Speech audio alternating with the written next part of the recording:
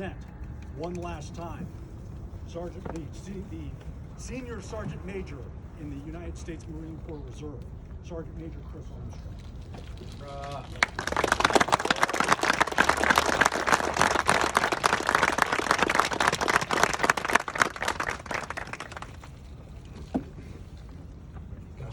Almost made me cry. I don't know how I'm gonna get through this. First of all, I guess I have a Secret Service detail with me that has flowers for you girls. So, gentlemen.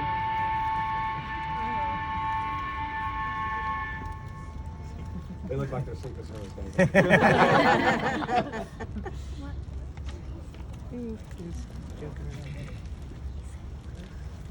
Thanks, Tim. Thanks, Tim.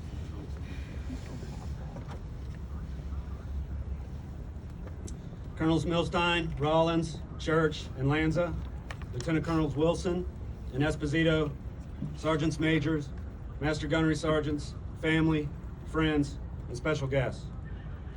Thank you so much for your attendance today. First, I'd like to honor our brothers and sisters that have laid down their lives for our country. They cannot be with us in body, but remain in our hearts forever. Please join me in observing a moment of silence in their honor.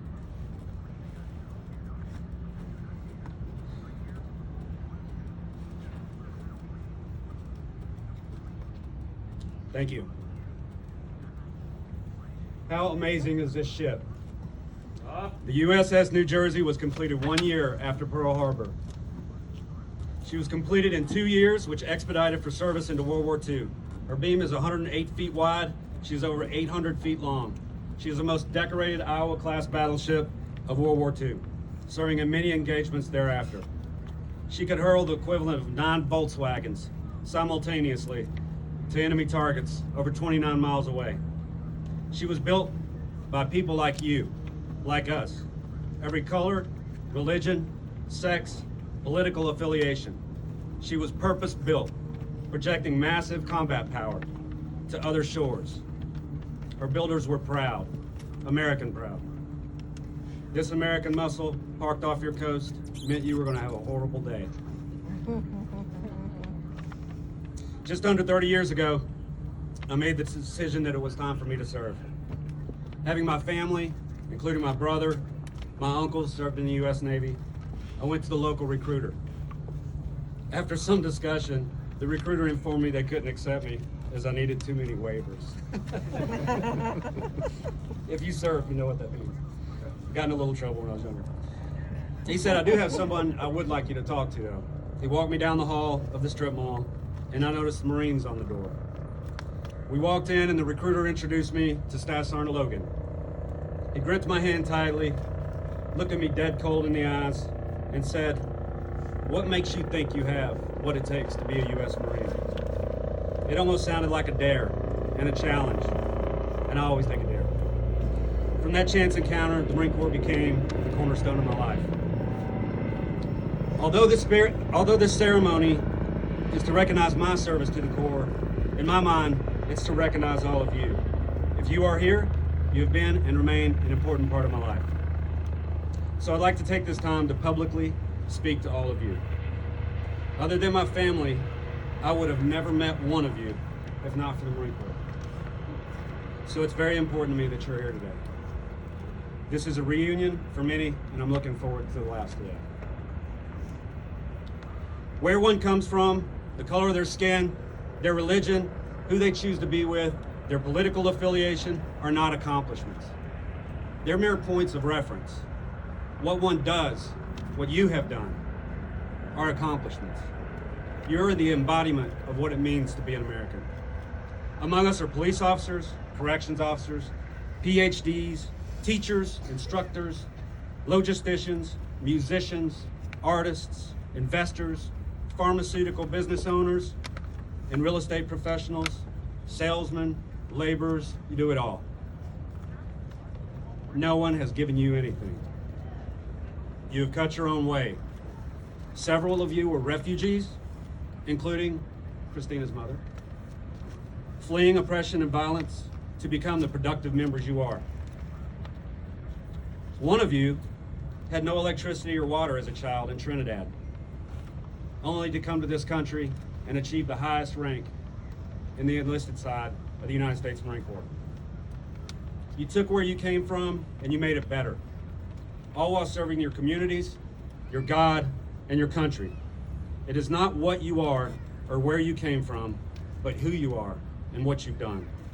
When I worry about the fragility of our young democracy, the divisiveness, danger, and turmoil, you give me hope and confidence that Americans like you will help us heal, overcome, and succeed as a nation. I may be the reason that you're here today, but you're definitely the reason I'm here.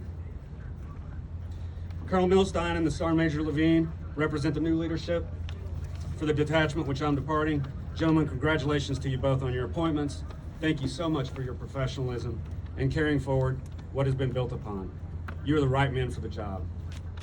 To the NECC Marines, you have an important mission that few know of, supporting naval integration and helping our Navy counterparts be more effective and lethal in combat.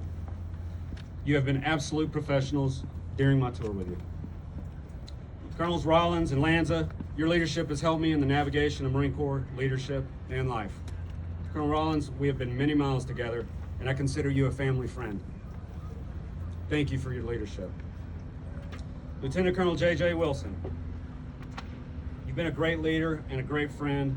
I'm very grateful to you and your family for welcoming me with open arms. Sergeant Major Stout, as a young staff sergeant, it was not my goal to get to know you. The goal is to avoid the sergeant major.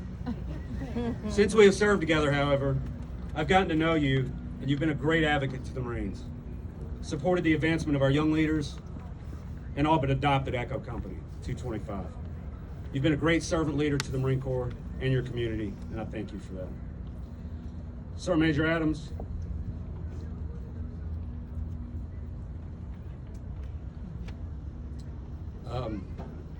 I've literally laughed and cried with you.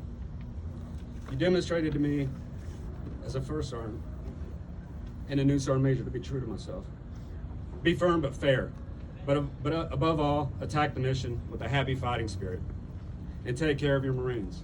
Take care of your Marines. When we lost our 225 brothers in 2019, I was trying to be strong for the Marines and the families, but the loss was very difficult. I will never forget the conversation you had with me that inspired me to reload and get back in. You've been a great leader, mentor, and friend to me. Sergeant Major Wolkin. If I was to describe Sergeant Major Wolkin, it would be a combination between Tasmanian Devil, Speedy Gonzalez. When I took over Echo, Jason, the first words out of your mouth were, "Hey brother, I'm here to help you and your Marines in any way I can." You never did one thing to offend that. In my career, you set the standard for expectations that every leader should have in an inspector-instructor reserve relationship. Your warfighter spirit has always been an inspiration to me and all the Marines. I will never forget when you did a swan dive off the VIP stage. Sorry. VIP stage and table onto a round and did a combat roll-off landing on your feet. It was amazing. You gave me that concave blues buckle on a plaque that says "Bring the pain" or "Go big and go home." I have it proudly hung in my office, and it's the best conversation piece in my house. To the leadership of Echo 225, being the senior enlisted of a rifle company is no easy task. It's one of the most challenging jobs I've had in the Marine Corps, especially with you gents. Yet it's been one of the most rewarding. The Marines of Echo are some of the most amazing Americans I've ever met. Sergeant Major Mendez, you're a dedicated and excellent leader. First Sergeant Winterick, thank you for the haircut in Africa and your leadership. And Denise, who we called the Sergeant Major, you're amazing. Staff Sergeant Schwarrier, thank you for not killing me when we first met and announced that the Marine Corps had overpaid you. Thanks for the hasty slit trenches in Africa, built first and tested by you. Thank you for the great Thanksgiving with your families in Germany. Gunnery Sergeant Chappelle, your venison sausage saved my life a few times. Congratulations on your well-deserved promotion. Staff Sergeants Little, Romberger, you've been great leaders and mentors to your Marines. Sergeant Bailey, you've always been good for a laugh, and I know Echo misses you today. Lieutenant Colonel Esposito, Captain Weibel, you are superb officers and have always put the mission and the Marines first. You've both been great leaders and friends, and I appreciate all that you have done to support me. To my CAG brothers, Master Gunnery Sergeants McNeely, Garth, Allen, I was a brand new staff NCO when I arrived. You taught me, trained me, and trusted me to take care of your Marines. There is no greater honor to be bestowed upon a staff NCO. Staff Sergeant Rickards and Newborn, the Portas, Yoshino, and our brother Jim, who we all miss so much, I'm glad to call your family mine. Colonel Church, Chief Warrant Officer Poitevin, Chief Warrant Officer Ellicott, Master Sergeant Racich, Master Gunnery Sergeant Heilman, Sergeant Nguyen, Frias, Jamello, Ramirez, Gunnery Sergeant Dixon, Staff Sergeants Hawk, Brennan, and Muhammad. We're in the most dangerous place on earth, and the whole detachment came back. That is due to your participation, your leadership, and your drive. We experienced every emotion and challenge. Walt, Fran, and Mo, you have driven me to the brink of insanity many times. Fran and Walt coming home like two proud cats to show a bird off with fawns from the fob. Some of which explain why my hair is gray. Mo and Fran fighting like siblings, Mo washing his boots again. Walt carving Play-Doh figures of us all, late night torture ops, Dave Chappelle, crack bread, rockets, mortars, sleeping under the paladins, the explosions, the bullets, the missions, and Curry. I loved walking on that razor with you, and you've given me some of the best memories of my life. To Walt's parents, Mr. and Mrs. Hawk, happy 50th anniversary. Aww. Your service to this nation and making Walt. Dave, Jimmy D, Laura, I'm glad my path led to you. Brian, Karen, Kathy, Sean, Teresa, girls, we've been dear friends beginning 27 years ago. I wish Mike could be with us today. We all miss him.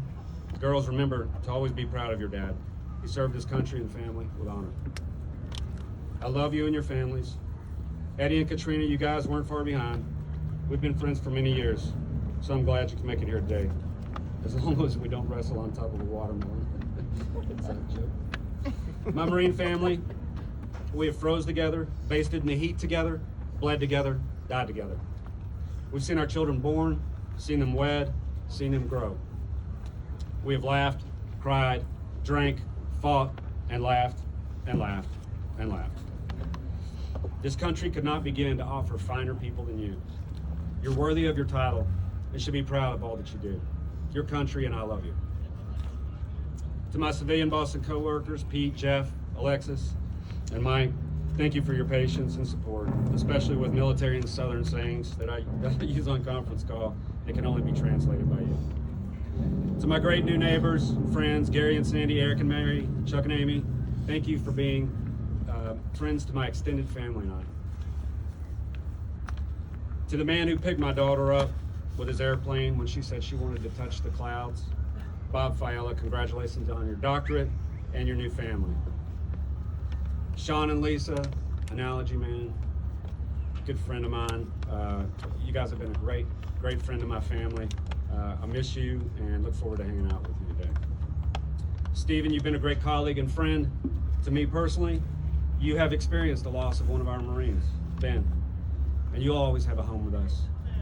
To my mother and family, my aunts, my cousin, my stepmom, my siblings, you've ridden this wave for me for 30 years, and I've always supported my service. To my brother Stormy and my sister Joy,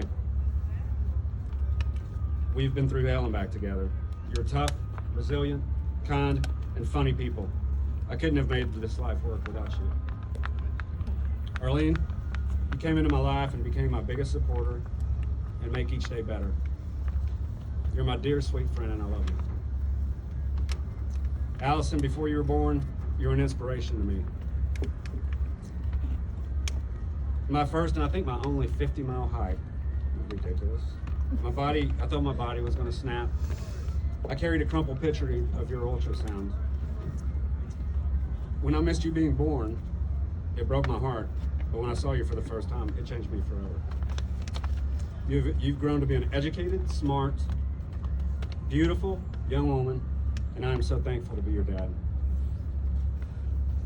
Christina, we have been together consistently since you were born. You were 6 when I left, and when I returned, I was in a dark place. You're a feisty, determined, and happy little girl, and I decided, regardless of how I was feeling, that I could never let you or your sister down, and I hope I haven't.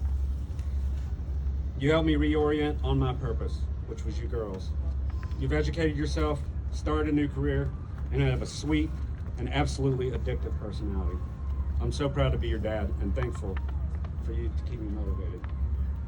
Allison and Christina, I'm so glad that you have people in your life making happy memories. Mark and Dylan, I'm glad you're in my daughter's lives. I'm still watching, but I'm glad you're in. Silas, I'm glad my family has led to you. I'm glad I got to expose you to my biggest accomplishment, which is all of you. Again, thank you so much for being such a huge part of my life. Semper Fidelis, and may God bless you and these United States.